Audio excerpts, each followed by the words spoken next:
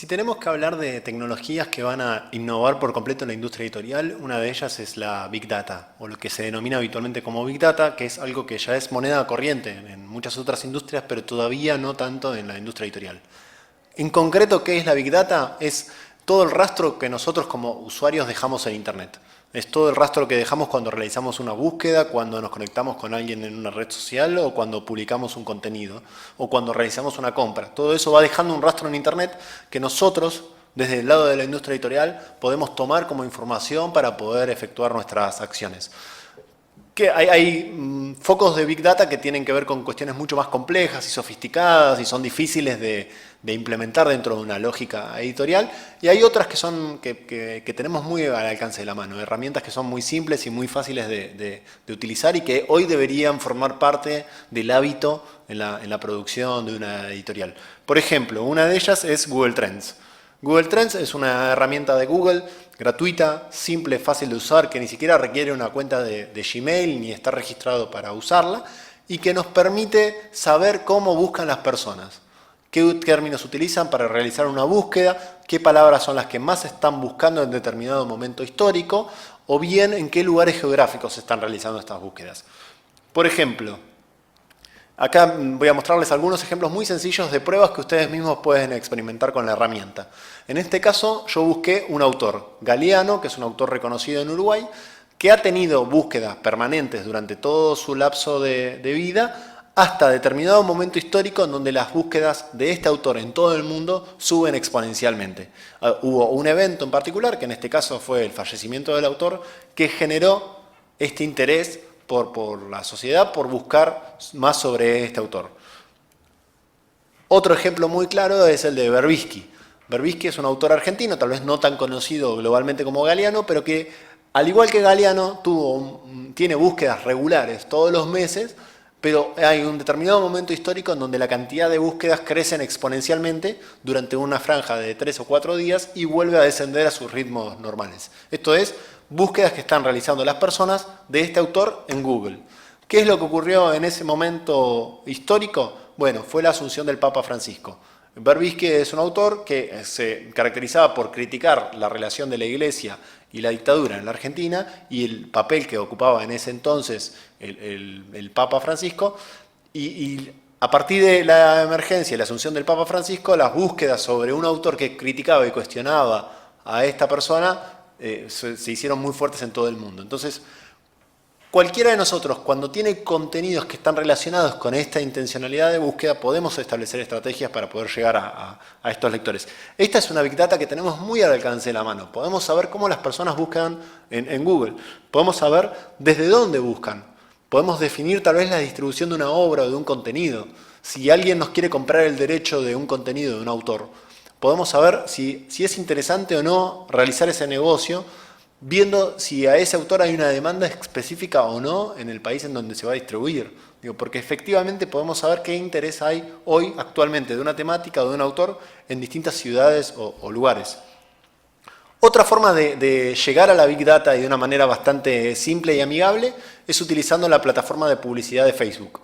Facebook tiene una plataforma de publicidad que, más allá de ser eso, una plataforma de publicidad, nos permite utilizar la herramienta para ver y realizar algo así como estudios de mercado, ¿sí? Estudios de mercado que tienen que ver con lo que nosotros hacemos habitualmente en Facebook.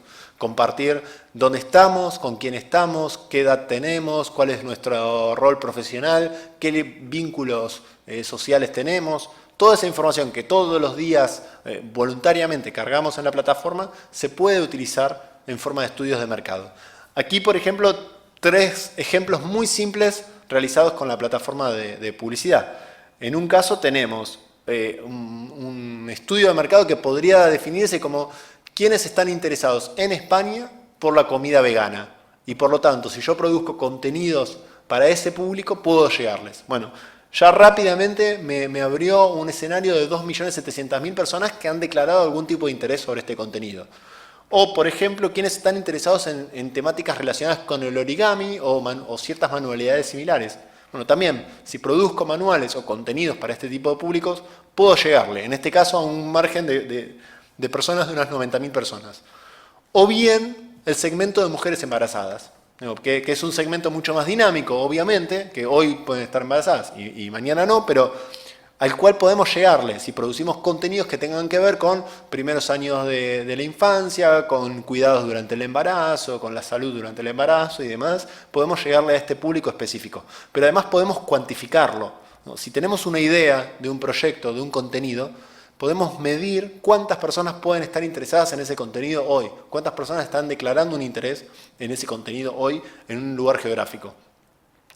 Hay una plataforma dentro de Facebook que se llama Audience Insights, que me permite hacer como si fuese una demografía de la sociedad. En este caso es una demografía de Cataluña, en donde puedo ver segmentos por edades, por sexos, por relaciones, por vínculos sociales, por profesionalidad, por lo que fuera, puedo tener una radiografía muy clara de cómo está compuesta la sociedad de Cataluña en Facebook, ¿sí? Que es un porcentaje muy alto de la sociedad en general.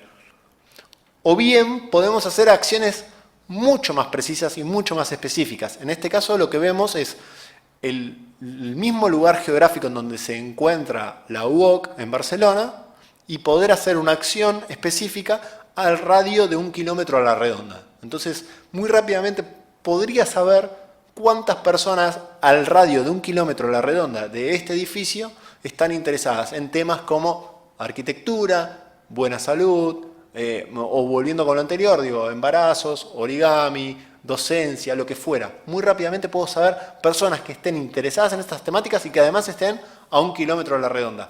¿Para qué? Para convocarlas a un evento, para ofrecerles un producto físico que estoy vendiendo desde aquí, lo que fuera. Hay Big Data que es mucho más sofisticada y mucho más difícil de aprender o tomar. Este es el caso, por ejemplo, de Jelly Books, que es una plataforma de distribución de libros que hizo público un informe en donde relevó cómo las personas leen libros digitales.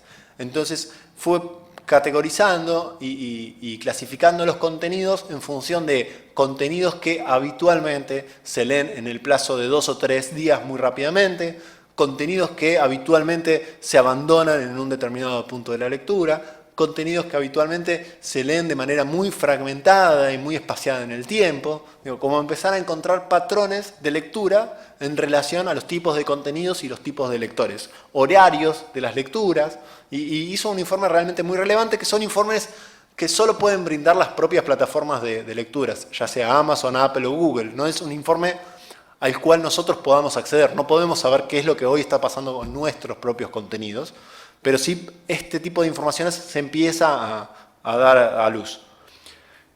Y un ejemplo muy claro para entender el potencial de la Big Data a nivel de una estrategia de marketing editorial, tiene que ver con algo que me ocurrió a mí hace poquitos meses atrás. Estando en la feria de Guadalajara, fui a un mercado y vi unas latas de Jack Daniels, del whisky de Jack Daniels, metidas en unas latas. Me llamó, me dio curiosidad realmente el hecho de que se distribuya whisky dentro de una lata. Lo único que hice en ese momento, por la curiosidad que me dio, es tomarle una fotografía, esta que ven aquí. No hice más nada que eso, no lo compartí en ninguna red social, no se lo envié a nadie, no hice nada al respecto, solamente tomé esa fotografía.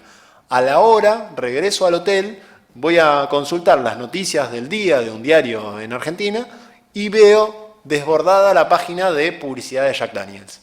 Digo, claramente ahí hubo algo que me hizo bastante ruido porque no estoy interesado en este tipo de productos, nunca realicé búsqueda de este tipo de productos, lo único que hice fue 1 hora antes tomarle una fotografía a un producto físico. Y eso devino en una campaña digital. ¿Qué es lo que pasó? En mi equipo, en mi celular, yo tengo una herramienta que me permite hacer un respaldo digital de todas las fotografías que voy tomando en Google. Es un respaldo privado, no es un respaldo para compartir, pero sí es un respaldo que se va haciendo de manera automática. Y Google se tomó la libertad de escanear la fotografía, de reconocerla y a partir de ahí generarme una campaña. Esto mismo podría pasar con nuestros productos editoriales.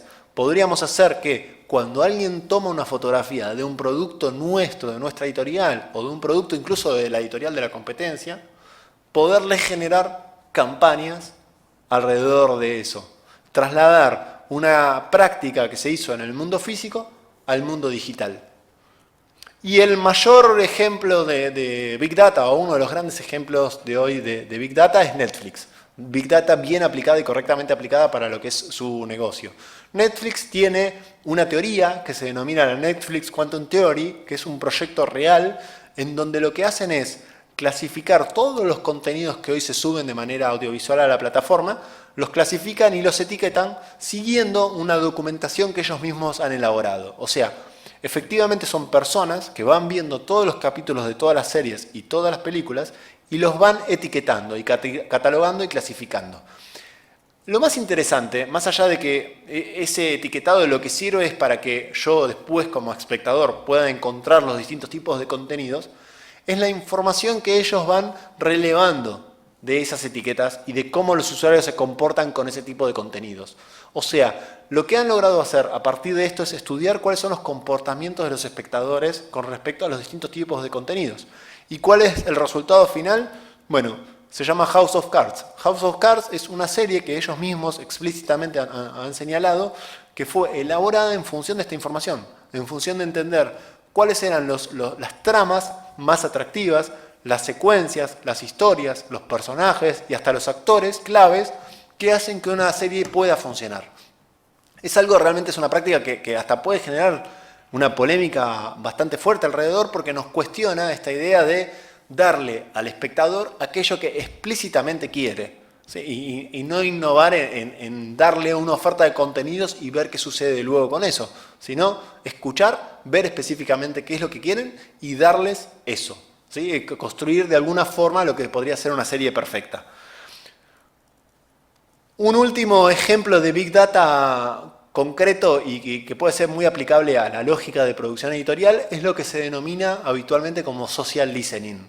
Esto es la posibilidad de escuchar en Internet todo lo que las personas hacen, ¿sí? Todo lo que las personas publican de manera pública, ya sea en un grupo en Facebook, ya sea en un blog, en un foro, en un chat, en donde fuera que sea público, yo puedo escuchar, hacer un ejercicio como si fuera de radar y detectar qué se está hablando, o bien de mis productos, o bien de los productos de la competencia, o bien de contenidos que yo desarrollo, encontrar nuevos lectores en función de eso. Hay varias herramientas que sirven para esto. Una que les menciono aquí se llama Mention. Y aquí tienen como un ejemplo muy puntual de una práctica que nosotros hemos realizado para una editorial en donde queríamos ver qué se estaba hablando sobre los cursos que esta editorial hacía, que era Editorial Océano. Y en donde vemos cómo una persona X en un blog específico del mundo de la medicina comentó algo al respecto de ese curso, ¿no? Y comentó como su interés de cursarlo, pero su desconocimiento sobre la seriedad de quien lo estaba publicando. Obviamente esta pregunta en el foro empezó a debatir, a abrir el camino a muchas conversaciones en donde la mayoría, como suele pasar en estos espacios, fue más negativa que positiva. Digo, la mayoría de las personas que salían a comentar y a responder tenían más que ver con una cuestión de una crítica hacia lo que les había pasado con el curso que con algo positivo, que son pocas las personas que suelen hacer eso de manera pública. Con la Big Data yo tengo posibilidad de escuchar esto, de detectar esto, de actuar en estos casos, en todo caso, de responderle antes que nadie a esta persona y darle más detalles sobre el curso que estoy brindando, de entender por qué medios o espacios digitales está dialogando aquel que puede ser mi posible consumidor. En esto tiene que ver mucho la Big Data y esta herramienta, hay varias más, pero esta es una herramienta Mention, que es una herramienta bastante amigable y bastante económica para trabajar en una industria editorial, nos permite eso, nos permite saber de qué se está hablando con respecto a nuestros productos, a los productos de la competencia, a los contenidos que nosotros producimos. Digo, son distintas formas de trabajar la Big Data, de trabajar este rastro que dejamos en Internet y tratar de que sea una estrategia editorial que pueda ser practicable por nosotros.